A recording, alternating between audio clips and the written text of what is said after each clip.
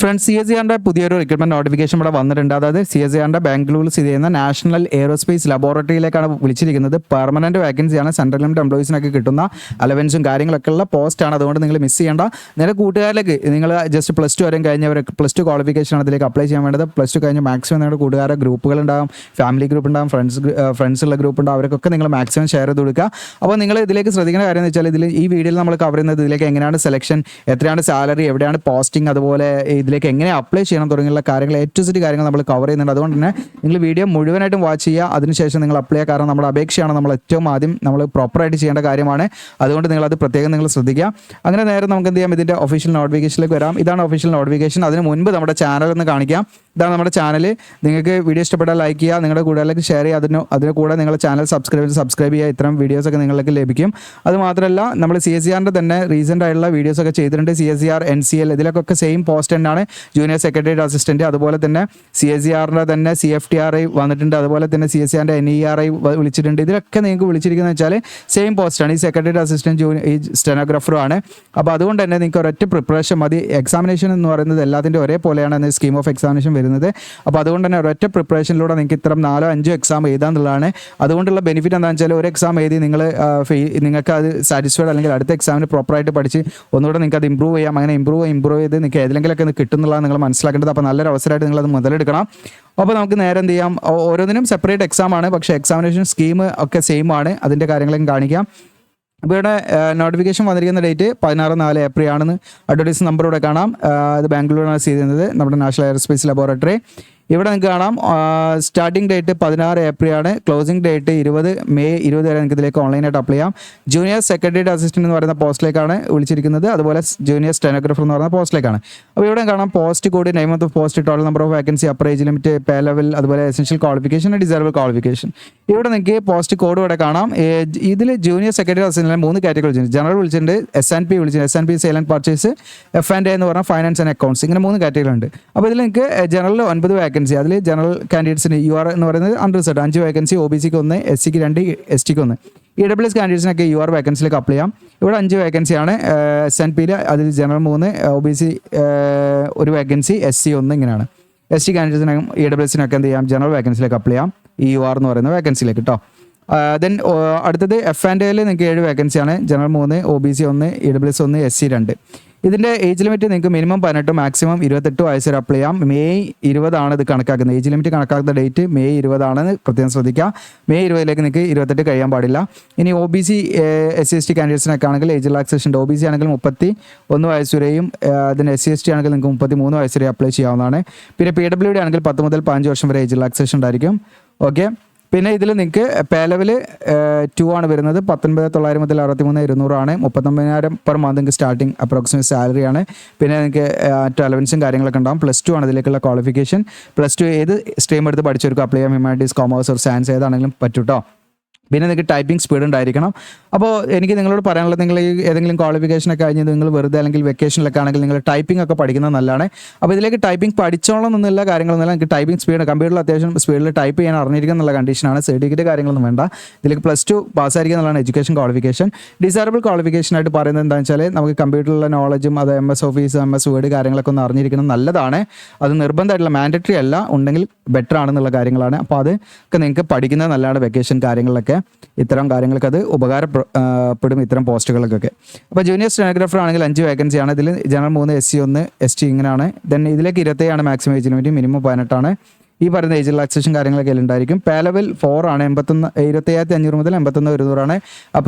Approximate monthly salary നിങ്ങൾക്ക് 40,000 കിട്ടും. അലവൻസും കാര്യങ്ങളുണ്ടായിരിക്കും. ഇതിലേക്ക് നിങ്ങൾക്ക് +2 തന്നെയാണ് ക്വാളിഫിക്കേഷൻ. പക്ഷേ സ്റ്റെനോഗ്രഫി അറിഞ്ഞിരിക്കണം. സ്റ്റെനോഗ്രഫി അറിഞ്ഞവർ ഇതിലേക്ക് അപ്ലൈ ചെയ്താൽ മതി. ഇനി ഇതിൻ്റെ മറ്റു ഡീറ്റെയിൽ കാര്യങ്ങളിലേക്ക് വരാം. ബെനിഫിറ്റ്സ് എന്ന് പറയുന്നത് നിങ്ങൾക്ക് ഇതിലേക്ക് ജോയിൻ ചെയ്താൽ DA, HR തുടങ്ങിയിട്ടുള്ള TA, അതുകൂടാതെ മെഡിക്കൽ എക്സ്പെൻസ്, അതുപോലെ leave, travel concession, children's education allowance തുടങ്ങിയിട്ട് ഒട്ടനവധി അലവൻസും കാര്യങ്ങളൊക്കെ സെൻട്രൽ ഗവൺമെൻറ് എംപ്ലോയീസിന് കിട്ടുന്ന പോലെ സംഭവങ്ങളൊക്കെ നിങ്ങൾക്ക് ലഭിക്കുന്നതാണ്. പിന്നെ പ്രൊമോഷൻ സാധ്യതയൊക്കെ ഉണ്ടായിരിക്കും. മറ്റു കണ്ടീഷൻസിൽ നിങ്ങൾക്ക് ഒന്നിലധികം പോസ്റ്റിലേക്ക് അപ്ലൈ ചെയ്യാം. അത് JSA, ജനറൽ, SNP, അതുപോലെ F&A, അതുപോലെ ജൂനിയർ സ്റ്റെനോഗ്രാഫർ ഇതിലേക്കൊക്കെ നിങ്ങൾ അപ്ലൈ ചെയ്യാൻ താല്പര്യപ്പെടുന്നുണ്ടെങ്കിൽ സെയിം ക്വാളിഫിക്കേഷൻ ആയതുകൊണ്ട് തന്നെ നിങ്ങൾക്ക് സെപ്പറേറ്റ് ആയിട്ട് തന്നെ അപ്ലൈ ചെയ്യണം. സെപ്പറേറ്റ് ആയിട്ട് ഫീ അടയ്ക്കേണ്ടി വരും. ഓക്കെ. ഇനി അതോടൊപ്പം തന്നെ ഇതിൻ്റെ ഏജ് ലിമിറ്റ് നമ്മൾ പറഞ്ഞു മിനിമം 18 മാക്സിമം 28 അല്ലെങ്കിൽ 27. അപ്പോൾ OBC SC STക്കൊക്കെ ഏജ് റിലാക്സേഷൻ കാര്യങ്ങളൊക്കെ ഉണ്ട്. അതിനെക്കുറിച്ച് അതിൻ്റെ പട്ടികയോടെ കൊടുത്തിരിക്കുന്നത്. അതുപോലെ PWDൻ്റെ എക്സ് സർവീസ്മാൻ, വിഡോസ് ഡിവോഴ്സ്ഡ് വനിതകൾക്കൊക്കെ എന്താണ് ഏജ് റിലാക്സേഷൻ ഉണ്ടായിരിക്കും.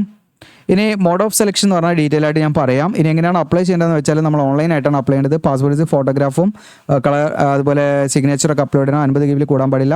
പിന്നെ നമ്മുടെ റെലവൻറ്റ് സർട്ടിഫിക്കറ്റിലെല്ലാം ഒരു സിംഗിൾ PDF ആക്കി നമ്മൾ എന്ത് ചെയ്യണം, 1 MB മുകളിൽ പോകാൻ പാടില്ല കേട്ടോ. അത്തരം ഡോക്യുമെൻറ്റ്സ് ഒക്കെ നമ്മൾ ഇതിലേക്ക് അപ്ലോഡ് ചെയ്യണം. അത് അപ്ലോഡ് ചെയ്യുന്ന അതിൻ്റെ ഒരു ക്രോണോളജിക്കൽ ഓർഡർ കാര്യങ്ങൾ നമ്മൾ കീപ്പ് ചെയ്യണം. അതിൻ്റെ കാര്യങ്ങളൊക്കെ പറയാം. അപ്പോൾ ഇതിൻ്റെ ഓൺലൈൻ അപേക്ഷ സ്റ്റാർട്ടിംഗ് ഡേറ്റ് ഞാൻ പറഞ്ഞു 16/4 മുതൽ 20/5 വരെയാണ്. നിങ്ങൾക്ക് ഓൺലൈനായിട്ട് അപ്ലൈ ചെയ്യേണ്ട കാര്യങ്ങൾ പറയാം. ഓൺലൈനായിട്ട് അപ്ലൈ ചെയ്യുന്ന സമയത്ത് ഫീ അടയ്ക്കണം. എന്നാൽ SC ST അതുപോലെ PWD അതുപോലെ എക്സ് സർവീസ്മാൻ അതുപോലെ ഫീമെയിൽ കാൻഡിഡേറ്റ്സ് ഒന്നും ഫീ അടിക്കേണ്ട. ഫ്രീ ആയിട്ട് അവർക്ക് അപ്ലൈ ചെയ്യാം കേട്ടോ. ഓക്കെ, യാതൊരുവിധ ഫീസും വേണ്ട. അപ്പം ഫീമെയിൽ കാൻഡിഡേറ്റ്സ് ഏത് കാറ്റഗറി ആണെങ്കിലും അവർക്ക് ഫ്രീ ആയിട്ട് അപ്ലൈ ചെയ്യാം SC STക്ക്. ഇനി മെയിൽ കാൻഡിഡേറ്റ്സ് ആയിട്ടുള്ള ജനറൽ OBC EWS കാൻഡിഡേറ്റ്സ് മാത്രമാണ് ഇതിലേക്ക് ഫീ അടയ്ക്കേണ്ടി വരിക. അപ്പോൾ അവർ ഫീ അടയ്ക്കേണ്ടത് എങ്ങനെയാണെന്നുള്ളത് ഓൺലൈനായിട്ടാണ്. SBI കളക്റ്റിലൂടെയാണ്. SBI കളക്റ്റിലൂടെ നിങ്ങളുടെ UPI ഏതെങ്കിലും ബാങ്കിൻ്റെ ATM കാർഡൊക്കെ ഉപയോഗിച്ച് ഫീ അടയ്ക്കാം കേട്ടോ. അപ്പോൾ അതെങ്ങനെയാണെന്നുള്ളത് ഞാൻ വീഡിയോയുടെ അവസാനം കാണിക്കുന്നുണ്ട്. ഓക്കെ, 500 രൂപയാണ് ഫീ വരുന്നത്. ഇനി ഇതിലേക്ക് നിങ്ങൾ ഓൺലൈനായിട്ട് ഫോം ഫിൽ ചെയ്യുന്ന സമയത്ത് ടോട്ടൽ 5 MB ഉള്ളിലായിരിക്കണം കേട്ടോ. ഫയൽ സൈസ് 5 MB മുകളിൽ കൂടാൻ പാടില്ല. നമ്മൾ എല്ലാം കൂടെ മെർജ് ചെയ്തിട്ട് ഒരു സിംഗിൾ PDF ആക്കിയിട്ടാണ് നമ്മൾ അപ്ലോഡ് ചെയ്യേണ്ടത്. അപ്പോൾ അതിൽ നിങ്ങൾ ആദ്യം വെക്കേണ്ടത് നിങ്ങളുടെ ഡേറ്റ് ഓഫ് ബർത്തിന് പ്രൂഫിന് വേണ്ടി നിങ്ങളുടെ SSLC സർട്ടിഫിക്കറ്റ് അല്ലെങ്കിൽ നിങ്ങളുടെ ഡേറ്റ് ഓഫ് ബർത്ത് സർട്ടിഫിക്കറ്റ് ഏതായാലും വെച്ചാൽ മതി. അത് സ്കാൻ ചെയ്ത് നമ്മളത് വെക്കുക. പിന്നെ രണ്ടാമത് വേണ്ടത് SSLC സർട്ടിഫിക്കറ്റ് ആണ്. മൂന്നാമത്തെ പേജിൽ വേണ്ടത് നിങ്ങളുടെ 10ാം ക്ലാസ്സിലെ സർട്ടിഫിക്കറ്റ് അതല്ലെങ്കിൽ ഡിപ്ലോമ. ഓക്കെ, ഇപ്പോൾ നിങ്ങൾക്ക് ഈ പറയുന്ന എന്താണ് +2 പകരം നിങ്ങൾ ഡിപ്ലോമ കഴിഞ്ഞവരാണെങ്കിൽ അതും എന്താണ് നിങ്ങൾക്ക് +2 ഇക്വലൻ്റ് ആയിട്ട് പരിഗണിക്കാറുണ്ട് കേട്ടോ. 3 ഇയർ ഡ്യൂറേഷനിൽ ഡിപ്ലോമ കഴിഞ്ഞവരാണെങ്കിൽ. ഓക്കെ, അത് ഈ നോട്ടിഫിക്കേഷനിൽ എവിടെ പറഞ്ഞിട്ടുണ്ടോ നോക്കട്ടെ. സാധാരണ അത് പറയാറുണ്ട്. ഓക്കെ, എഡ്യൂക്കേഷൻ ക്വാളിഫിക്കേഷൻ വരുന്ന സമയത്ത് ഓക്കെ ഇവിടെ പറയുന്നില്ല. ഇവിടെ അത് പറഞ്ഞിട്ടുണ്ടാവും ചിലപ്പം. ഓക്കെ, കേട്ട് പ്രൊവൈഡ് എന്താ ഫംഗ്ഷൻ ഓക്കെ എന്തെങ്കിലും വന്നില്ല. സാധാരണ റെഗുലറായിട്ട് നിങ്ങൾ ഡിപ്ലോമ കഴിഞ്ഞിട്ടുണ്ടെങ്കിൽ അത് എന്താണ് 3 ഇയർ ഡിപ്ലോമ കഴിഞ്ഞിട്ടുണ്ടെങ്കിൽ അത് +2 ഇക്വലൻ്റ് ആയിട്ട് പരിഗണിക്കാറുണ്ട് കേട്ടോ. അപ്പോൾ അത് വെച്ചിട്ട് നിങ്ങൾക്ക് അപ്ലൈ ചെയ്യാം. +2 ഇല്ലെങ്കിൽ ഡിപ്ലോമ കഴിഞ്ഞവരാണെങ്കിലും അത് വെച്ചിട്ട് നിങ്ങൾക്ക് എന്ത് ചെയ്യാം, ഇതിലേക്ക് അപ്ലൈ ചെയ്യാം കേട്ടോ. ഓക്കെ, മുൻപത്തെ നോട്ടിഫിക്കേഷനിലൊക്കെ അത് പറഞ്ഞിട്ടുണ്ടായിരുന്നു. ഞാൻ കാണാനായിട്ടാണോ എന്നറിയില്ല, ഞാനത് ശ്രദ്ധിക്കാൻ വിട്ടുപോയതാണ്. ഓക്കെ, അപ്പോൾ അത് കഴിഞ്ഞവർക്ക് എന്ത് ചെയ്യാം, ഇതിലേക്ക് അപ്ലൈ ചെയ്യാം. അപ്പോൾ അങ്ങനെയുള്ള സർട്ടിഫിക്കറ്റ് ഉണ്ടെങ്കിൽ അതും നിങ്ങൾക്ക് അവിടെ നിങ്ങൾ വെക്കാം. ഓക്കെ, അപ്പോൾ ഒന്ന് +2 അതല്ലെങ്കിൽ അതിന് തുല്യമായുള്ള ഈക്വലൻ്റ് ആയിട്ടുള്ള ഈ പറയുന്ന ഡിപ്ലോമ ആണെങ്കിൽ ഡിപ്ലോമ വെച്ചിട്ട് നിങ്ങൾക്ക് ഇതിലേക്ക് അപ്ലൈ ചെയ്യാം. പിന്നെ ഫീ അടച്ചൊരു ഫീ റെസിപ്റ്റ് ഉണ്ടാകും, അത് അപ്ലോഡ് ചെയ്യണം. അത് 4ാമതായിട്ട് വെക്കണം. 5ാമതായിട്ട് നിങ്ങളെ കാറ്റഗറി സർട്ടിഫിക്കറ്റ് ആണ് SC ST OBC EWS ഒക്കെ ആണെങ്കിൽ അതിനല്ലാത്തവർ അത് വെക്കേണ്ട ആവശ്യമില്ല.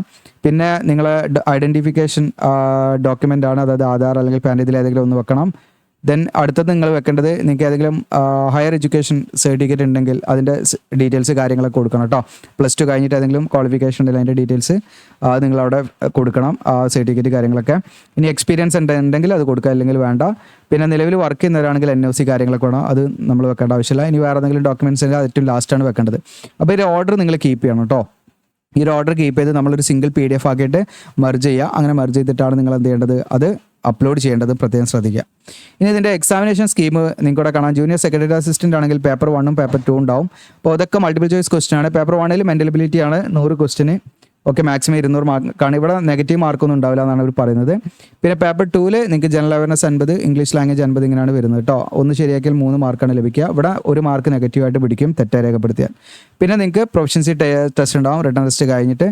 അത് നിങ്ങൾക്ക് 35 വേർഡ് പെർ മിനിറ്റ് എന്നുള്ള രീതിയിൽ ഇംഗ്ലീഷിൽ ടൈപ്പ് ചെയ്യാം. ഓക്കെ, ഇംഗ്ലീഷിലോ ഹിന്ദിയിലോ ആണ് ഏതെങ്കിലും ഒന്ന് മതി കേട്ടോ. ഓക്കെ, അപ്പോൾ നിങ്ങൾക്ക് 35 വേർഡ് പെർ ആണ് ഇംഗ്ലീഷ് ആണെങ്കിൽ, ഹിന്ദി ആണെങ്കിൽ 30 വേർഡ് പെർ മിനിറ്റ് എന്നുള്ള ലെവലിൽ സ്പീഡ് ഉണ്ടായിരിക്കണം. ഓക്കെ, ഇനി സ്റ്റെനോഗ്രാഫർ ആണെങ്കിൽ നിങ്ങൾക്ക് ഇതിലേക്ക് general intelligence, general awareness, English language and comprehension ഇങ്ങനെയാണ് വരുന്നത്. മാർക്ക് വെയിറ്റേജ് നിങ്ങൾക്ക് അവിടെ കാണാം. പിന്നെ സ്റ്റെനോഗ്രാഫിയുള്ള പ്രൊഫഷൻസി ടെസ്റ്റ് ഉണ്ട്. ഇതിനെ അടിസ്ഥാനമാക്കിയാണ് സെലക്ഷൻ വരുന്നത്. പിന്നെ ഇതിലേക്ക് നിങ്ങൾക്ക് SC ST OBC ഇതിലൊക്കെ കാറ്റഗറി സർട്ടിഫിക്കറ്റ് ഇതിൻ്റെയൊക്കെ മാതൃകകളും കാര്യങ്ങളൊക്കെ ഇതിൽ കൊടുത്തിട്ടുണ്ട്. അങ്ങനെയുള്ള ഉദ്യോഗാർത്ഥികൾക്ക് എന്ത് ചെയ്യാം, ഈ പറയുന്ന സർട്ടിഫിക്കറ്റ് കാര്യങ്ങളൊക്കെ എന്ത് ചെയ്യാൻ നോക്കാവുന്നതാണ് കേട്ടോ. ആ ഒരു സെൻട്രൽ ഗവൺമെൻറ് പർപ്പസിനുള്ള രീതിയിലുള്ള സർട്ടിഫിക്കറ്റ് കാര്യങ്ങളാണ് നമ്മൾ തയ്യാറാക്കേണ്ടത്. ഇനി എങ്ങനെയാണ് അപ്ലൈ ചെയ്യേണ്ടതെന്ന് വെച്ചാൽ നമ്മുടെ വീഡിയോയുടെ ഡിസ്ക്രിപ്ഷനിൽ അപ്ലൈ ചെയ്യുന്ന ലിങ്ക് തരും, അതിൽ ക്ലിക്ക് ചെയ്യാം. അതിൽ ക്ലിക്ക് ചെയ്താൽ നിങ്ങൾ ആ ഒരു പേജിലേക്കാണ് വരിക. നമ്മുടെ വെബ്സൈറ്റാണ്. താഴെ സ്ക്രോൾ ഡൗൺ ചെയ്യുക. അവിടെ കാണാൻ ലേറ്റസ്റ്റ് ജോബ്സ് NAL എന്ന് കാണാം. ഓക്കെ, NAL എന്ന് അതിൽ ക്ലിക്ക് ചെയ്യാം. നമ്മൾ അതിൽ ക്ലിക്ക് ചെയ്യുന്ന സമയത്ത് നിങ്ങൾക്ക് ഇവിടെ കാണാം. താഴെ സ്ക്രോൾ ഡൗൺ ചെയ്യാം. ഓക്കെ, ഇവിടെ നിങ്ങൾക്ക് എന്ത് ചെയ്യാൻ പറ്റും, നോട്ടിഫിക്കേഷൻ ഡൗൺലോഡ് ചെയ്യാൻ പറ്റും. അപ്ലിക്കേഷൻ ഫോം എന്നുള്ളടത്ത് ക്ലിക്ക് ചെയ്യാം. അപ്ലിക്കേഷൻ ഫോം എന്നുള്ളത് ക്ലിക്ക് ചെയ്ത് നമ്മൾ എന്ത് ചെയ്യാം, ഈ ഒരു പേജിലേക്ക് വരും. യൂസർ രജിസ്ട്രേഷൻ എന്ന് കാണാം. ഓൾറെഡി രജിസ്റ്റർ ചെയ്താൽ നിങ്ങൾക്ക് ലോഗിൻ ചെയ്യാനുള്ള ഓപ്ഷനാണ് ഇവിടെ ഉള്ളത്. ഇവിടെ അഡ്വർടൈസ് നമ്പർ നമ്മൾ 3/2025 ഒന്നും പാടെ നമുക്ക് ഉറപ്പ് വരുത്താം. അഡ്വർടൈസ് നമ്പർ നമ്മൾ നോക്കണം. അവിടെ ഇപ്പം നിലവിൽ വേറൊരു അഡ്വർടൈസ്മെൻറ്റ് ലൈവാണ്, അതേതാണെന്ന് ഞാൻ പറഞ്ഞുതരാം. ഇവിടെ കാണാം 3/2025.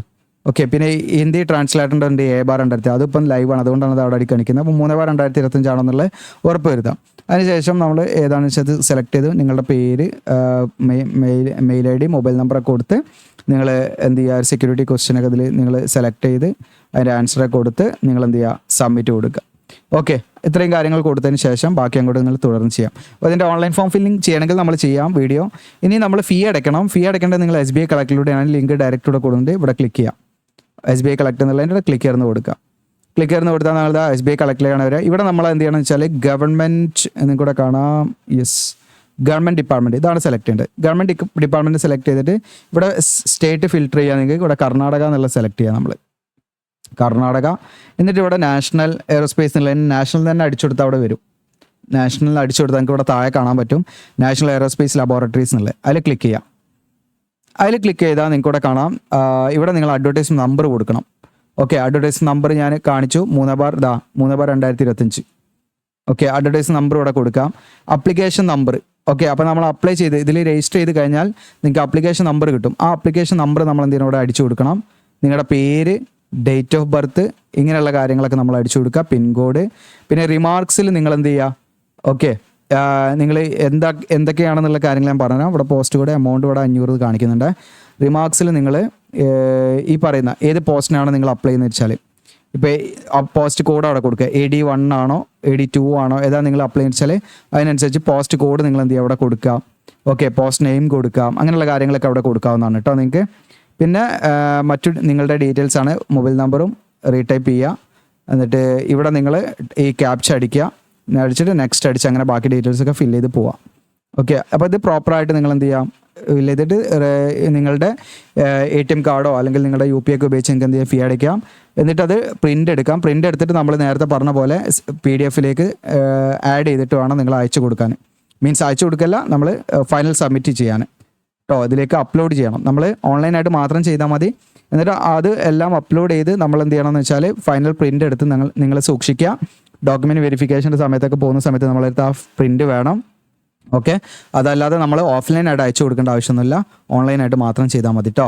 അപ്പോൾ ഇത്രയും കാര്യങ്ങൾ നിങ്ങൾ ശ്രദ്ധിക്കുക. യൂസ്ഫുൾ ആണെങ്കിൽ നിങ്ങൾ എന്ത് ചെയ്യുക, നിങ്ങളുടെ കൂട്ടുകാരിലേക്ക് ഷെയർ ചെയ്യുക. പിന്നെ നമ്മൾ ഓൺലൈനായിട്ട് ചെയ്ത് കൊടുക്കുന്നുണ്ട്, നിങ്ങൾക്ക് ഇതാ ഇവിടെ കോൺടാക്ട് ചെയ്യാം വാട്സപ്പിൽ. അപ്പോൾ ഇത്രയാണ്. വീഡിയോ ഷെയർ ചെയ്യുക, ലൈക്ക് ചെയ്യുക. Thank you.